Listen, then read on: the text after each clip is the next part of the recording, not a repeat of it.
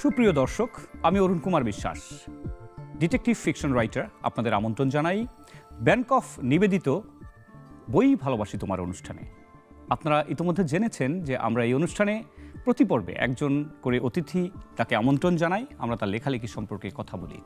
আমাদের আজকের আড্ডার মধ্যমণি কবি কুসুম তাহেরা। কিন্তু মজার ব্যাপার যে বইটি আমি হাতে নিয়ে রেখেছি এটি কিন্তু একটি গল্পের বই। কেমন আছেন? ভালো আছি। এবং আমি জানি যারা কবি লেখক বইমেলা এলে তাদের মধ্যে একটা অন্যরকম একটা উন্মাদনা কাজ করে। মেলায় গিয়েছিলেন? হ্যাঁ। কি অবস্থা? 3-4 বার গেলাম।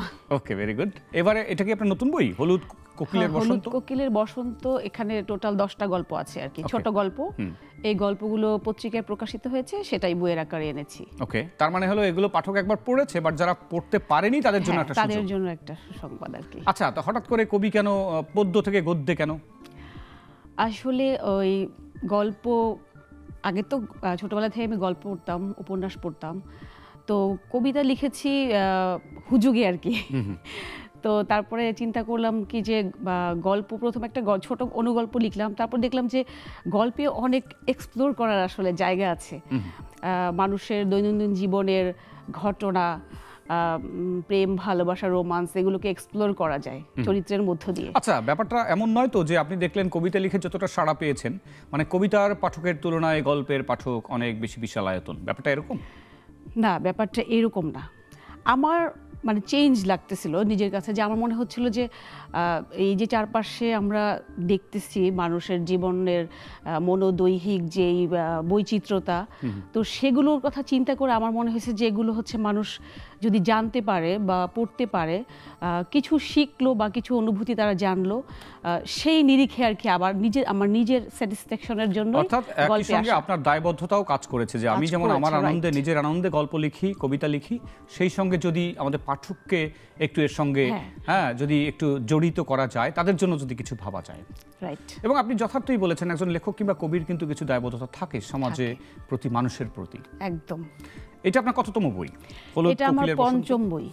আচ্ছা, কোকিল কি হলুদ কখনো হয়, বা এটা দ্বারা আপনি কি ইঙ্গিত করেছেন? হ্যাঁ, হয় না আসলে, আমি কোকিলটাকে হলুদ করেছি নিজেই। আমার মনে হয়েছে যে মানুষ আসলে অনেক রং পছন্দ করে, কালারফুল রং। তো কোকিল, আমরা বেসিক্যালি দেখা যায় যে কালোটাকে একটা মানে স্যাড হিসেবে দেখি আর কি, সিমটম হিসেবে দেখি। তো আমি কোকিলটাকে হলুদ করেছি যে মনে অনেক বসন্ত থাকবে। হলুদ একটা আমার মনে হয় যে খুবই একটা এলিগেন্ট একটা কালার। আবার এমন হয় পাণ্ডুর রোগ বলে একটা রোগ আছে, সেটাই মানুষের চেহারা হলুদ হয়ে যেতে পারে। মানে আপনি কোকিলের নতুনত্ব এনেছেন, এটা আমার কাছে খুব অভিনব মনে হয়েছে। হ্যাঁ, না ওই পাণ্ডুর এটা এখানে খাটতেছে না, এটা মানুষের মনের রং নির্বাচন করে, যে একটা মানুষ প্রেমে পড়লে তার মধ্যে ফাগুনের মতো একদম চারপাশে ফুলের মতো একটা আনন্দ আসে। তো প্রথম গল্পটাই নাম অনুসারে এটা রেখেছি, তো সেজন্যই হলুদ কালারটা দিয়ে দিচ্ছি আর কি। আচ্ছা, এবারে মেলায় নতুনত্ব কি দেখছেন, বা আপনার অনুভূতি কি, অভিজ্ঞতা কি বলে? মেলায় নতুনত্ব হচ্ছে ওই যে আমাদের যে অভ্যুত্থান, সেটার যেই প্ল্যাকার্ড, নিউ প্ল্যাকার্ড, তারপরে মানুষের মধ্যে এগুলো নিয়েও বেশ একটা দেখা যাচ্ছে, চর্চা রয়েছে সব সময়, সব জায়গায় দেখতে পাচ্ছি। আচ্ছা, কবিতা না গল্প? আমি প্রশ্নটা আবার বললাম, কবিতা না গল্প, পক্ষপাত কোন দিকে বেশি, নাকি দুটোই? আসলে গল্পের প্লটটা অনেক বেশি বিস্তৃত এবং মানুষ এটা পড়ে রিলেট করতে পারে সহজেই। কবিতা আই থিঙ্ক সব পাঠক নাই, সবাই বোঝে না অনুভূতিটা, বুঝতে চায়। আমি সাধারণ, আমি ম্যাথ পিপলদের কথা বলছি। হ্যাঁ, কবিতা কি দুর্বোধ্য হয়ে উঠেছে? আমরা কিন্তু জীবনানন্দ দাশের কবিতা বুঝি, আমরা জসিমউদ্দিনের কবিতা বুঝি। আমি বলতেছি যে ধরেন একটা নিম্ন মধ্যবিত্ত বা নিম্নবিত্তের কিছু মানুষ হয়তো গল্প পড়ে আনন্দ পাচ্ছে, কিন্তু কবিতার ভাষাটা আমরা যেই ভাষাটা ইউজ করছি সেভাবে বুঝতে চাচ্ছে না আর কি। আর জীবনানন্দ দাশকে বুঝতে হলেও আমার একটু পড়াশোনা আর অনেক বেশি জানার প্রয়োজন আছে। ওকে, এবারে আরেকটি প্রশ্ন করি, প্রেমের গল্প নাকি গোয়েন্দা গল্প? গোয়েন্দা তো খুবই মানে অসাধারণ। আপনার সামনে গোয়েন্দা বসে আছে, আপনার কেমন মনে হচ্ছে? আমি কিন্তু আমি আপনাকে আপনার শুনেছি, মানে আপনার বক্তব্য শুনেছি এবং খুবই ইন্টেলিজেন্ট আই থিঙ্ক। ডিটেকটিভ লিখতে গেলে ইন্টেলিজেন্ট হতে হয় এবং এখানে আমার মনে হয় যে আরো বেশি অনেক জানাশোনা এবং অনেক বেশি অ্যাডভেঞ্চার একটা ওইটা আমার কাছে অনেক বেশি ভালো লাগে আর কি। তো আমি জানি না পারবো কিনা, চেষ্টা করবো সামনে লেখা। ডেফিনেটলি। আমি এখানে এখন ম্যাগাজিনটি নেই, আমাদের একটা কিন্তু ইয়ারলি একটা দুইটা সংখ্যা করি আমরা গোয়েন্দা, আমাদের গোয়েন্দা। আমরা যথেষ্ট গল্প, আপনি যেহেতু গল্পে এসেছেন, গল্পে উঠেছেন না নেমেছেন তা আমি বলছি না, গল্পে এসেছেন বিধায় আমি চাইবো যে আপনি একটু গোয়েন্দা গল্প ট্রাই করুন, তাই না? আপনার যদি সমাজ ঘনিষ্ঠতা রয়েছে। হ্যাঁ, আমি খুবই কাছে থেকে মানে সমাজের এই যে নিম্নবিত্ত, মধ্যবিত্ত, উচ্চবিত্তকে অতটা বেশি দেখা হয় নাই, কিন্তু আমি যে বিভিন্ন আপনার বেসরকারি ওই যে ব্র্যাক এগুলাতে কাজ করেছি, ইউএনডিপিতে কাজ করেছি, তো সেখানে আমি একদম ম্যাস পিপলদের কাছে, একদম পুরা পিপলদের কাছে যে আমি তাদের জীবনবোধ দেখেছি, যে কতটা বৈচিত্র্য এখানে, শারীরিক, মানসিক, অস্বাভাবিক অনেক কিছু। চা না কফি, কোনটি আপনার প্রেফারেন্স? আমি অ্যাকচুয়ালি চা কফিতে হ্যাবিটেড না, তবে সামটাইমস ফিল করি হচ্ছে কফি চা দুইটাকেই মানে সমানভাবে ফিল করি, যখন যেটা আর কি সামনে থাকবে বাড়াই খাবো আর কি। নাকি শরবত? না। আচ্ছা, আরেকটি প্রশ্ন, বর্তমান পাঠক যারা তরুণ প্রজন্ম কি দেখছেন, আমাদের উত্তর প্রজন্ম, তারা বই সম্পর্কে তাদের কি ধরনের মানে ধারণা, তারা বই পড়তে পছন্দ করছে বা কোন ধরনের, কিভাবে পড়ছে, সংগ্রহ করছে ইত্যাদি? ওরা হচ্ছে ওই অত সময় নিয়ে বই পড়তে চায় না, ধৈর্যের অভাব। ওরা screen addicted, I think. Mobile screen, ওখানে যেটা আসতেছে সেটাই মানে তারা দেখতেছে। এত সময় নিয়ে মোটা বই উপন্যাস পড়বে বা জীবনকে ওইভাবে দেখার কোনো স্কোপও তারা মানে চায় না বা হচ্ছে না, এরকম হতে পারে আর কি।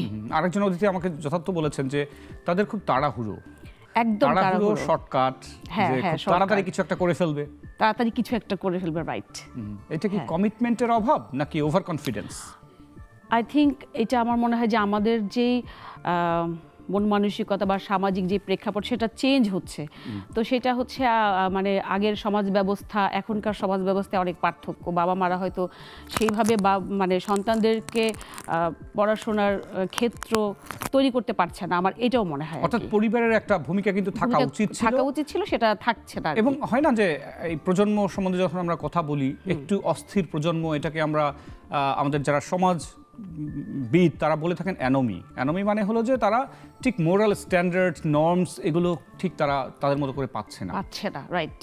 এবং আমরা কি মানে আমরা ওই সন্তানদেরকে ওইভাবে তো আবার দোষ দিতে পারি না, কারণ আমরা বাবা মারাই, সে দেখতেছে যে বাবা মারাই একটা স্ক্রিনের মধ্যে থাকছে বা তারা হইহুল্লোড় করছে, তারা কোনো ইথিক্স শিক্ষা দিচ্ছে না, কোনটা উচিত কোনটা অনুচিত সেটা তারা বলছে না। আমরা নিজের মতো একটা ওয়ার্ল্ড তৈরি করতেছে, প্রপার প্যারেন্টিং এর অভাব। আমরা খুব ব্যস্ত, এবং যেটাকে আমরা বলি একটা শব্দ আছে পান্ডা প্যারেন্টিংটা এরকম যে বাবা মা তাদেরকে দিবে, যথেষ্ট স্বাধীনতা দিবে, কিন্তু স্বেচ্ছাচারিতা নয়।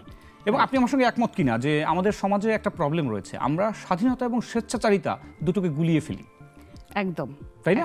আমি জানি না যে আমার মাত্রা জ্ঞান বা পরিমিতি কোথায় আমাকে থামিয়ে দেওয়া উচিত। পরিমিতিটার শিক্ষা, এই যে সহমর্মিতা, পরিমিতা, এগুলোর শিক্ষা তো আমরা পাচ্ছি না। যেমন আমি সুযোগ পেয়ে আপনার অনর্গল আপনার সমালোচনা করলাম, আপনার নিন্দামন্দ করলাম, এখন আমি বলতে পারি যে ইট ইজ মাই মাউথ, আমি যা খুশি তাই বলবো, কিন্তু সেটা তো হয় না, আপনাকে তো আমি এভাবে আহত করতে পারি না।